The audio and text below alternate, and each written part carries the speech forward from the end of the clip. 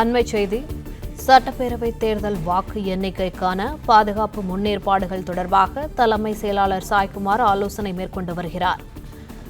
சென்னை தலைமை செயலகத்தில் டிஜிபி சந்தீப் ராய் ரத்தோர் சென்னை தாம்பரம் காவல் ஆணையர்களுடன் ஆலோசனை மேற்கொண்டு வருகின்றனர். தமிழகம் முழுவதும் மேற்கொள்ளப்படும் பாதுகாப்பு ஏற்பாடுகள் தொடர்பாக ஆலோசிக்கப்படுவதாக தகவல் வெளியாகியுள்ளது. வாக்கு எண்ணிக்கை பாதுகாப்பு முன்னேற்பாடுகள் தொடர்பாக தலைமை செயலாளர் சாய்குமார் தலைமையில் தலைமை செயலகத்தில் ஆலோசனை மேற்கொண்டு வருகின்றனர்.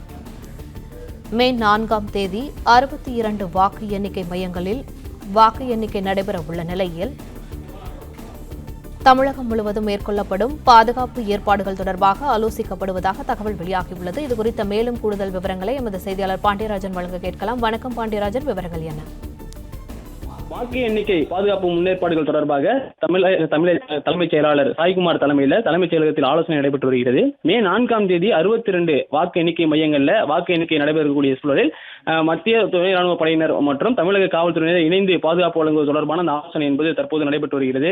வாக்கு எண்ணிக்கை மையங்களுக்கு 3 அடுக்கு பாதுகாப்பு வழங்கப்பட்டிருக்கக்கூடிய நிலையில வாக்கு எண்ணிக்கையின் போது கடைபிடிக்க வேண்டிய பாதுகாப்பு நடைமுறைகள் குறித்த ஆலோசனையும் தற்போது மேற்கொள்ளப்பட இருப்பதாக சொல்லப்பட்டிருக்கிறது. வாக்கு எண்ணிக்கை மற்றும் சிஆர்பிஎஃப் வீரர்கள் மற்றும் தமிழக காவலர்களுடைய பாதுகாப்பு பணியில் ஈடுபடுத்தக்கூடிய நிலையில அவர்கள் ஒருங்கிணைந்து எவ்வாறு செயல்படுவது என்பது குறித்தான அந்த ஆலோசனை என்பது தற்போது நடைபெற்று வருகிறது. மத்திய துணை ராணுவ படையினரை பொறுத்தவரைக்கும் 300 கம்பெனிகளை சேர்ந்த துணை ராணுவ படையினர் தமிழகம் வந்திருக்கிறார்கள். சுமார் 1.5 லட்சத்திற்கும் மேற்பட்ட காவல்துறையினர் பல்வேறு பகுதிகளில் இந்த தேர்தல் பணியில் ஈடுபடுத்தப்பட்டிருந்தார்கள்.